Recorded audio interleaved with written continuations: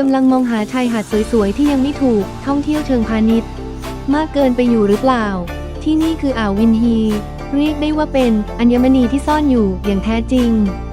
น้ำทะเลใสสีฟ้าราวกับผสมสีไว้มองเห็นปะการังด้านล่างได้ชัดเจนเส้นทางเข้าอ่าวก็ไม่ธรรมดาด้านหนึ่งเป็นภูเขาอีกด้านเป็นทะเลขับรถไปเหมือนกำลังถ่ายล็อกระดับพรีเมียมเลยพอไปถึงแล้วมีอะไรทำบ้างนั่งเรือท้องกระจกดูปะการังกินอาหารทะเลสดๆบนแพหรือพรอสโตนั่งชิลฟังเสียงคลื่นไม่มีความวุ่นวายไม่มีฝูงชนมีแต่ธรรมชาติแบบของจริงล้วนๆถ้าคุณอยากหนีโลกไปพักใจสักหน่อยที่นี่คือที่ที่ควรมาแล้วคุณจะเลือกชิลหรือออกสำรวจดีล่ะ